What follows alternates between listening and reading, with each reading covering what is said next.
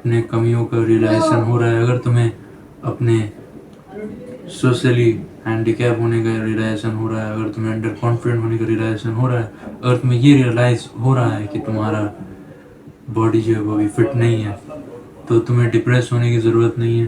तुम्हें एक ही बार में सारी चीज़ों को करने का प्रेशर लेने की ज़रूरत नहीं है, क्योंकि अगर तुम प्रेशर लोगे, अगर तुम इस तरीके की चीज़ों को सोचोगे कि अब तो मेरे पास टाइम नहीं है, मैं कुछ भी नहीं कर पाऊंगा, तो तुम वाकई में कुछ नहीं कर पाओगे।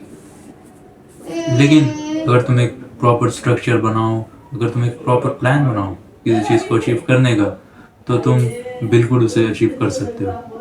तुम अगर डे बाय डे, तुम अगर वीक बाय वीक सारी चीज़ों को करने की कोशिश करो, तो तुम अचीव कर सकते हो किसी भी चीज़ को।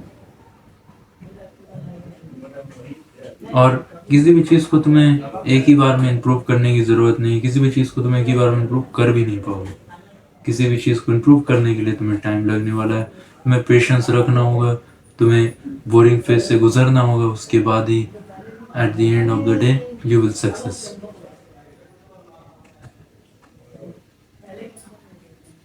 अगर तुम्हारा लाइफ बिना किसी स्ट्रक्चर का है, तुमने कोई भी स्ट्रक्चर नहीं बनाया, तुमने कोई भी प्लान नहीं बनाया कि इस हफ्ते में तुम अपने इन गोल्स के ऊपर इस तरीके से काम करोगे।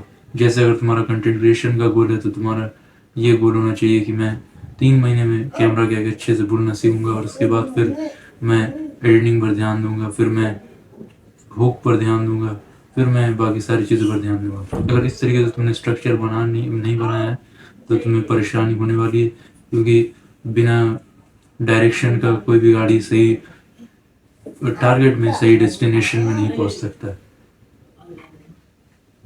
तुम्हें रास्ता पता होना चाहिए, तुम्हें रोड मैप बनाना पड़ेगा, तुम्हें समझना पड़ेगा कि किसी डेस्टिनेशन तक कैसे पहुंचा जाए, उसके बाद ही तुम किसी डेस्टिनेशन तक पहुंच सकते हो।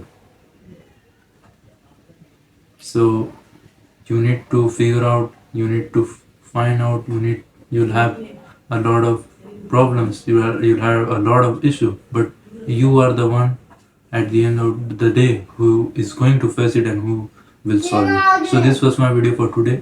Bye.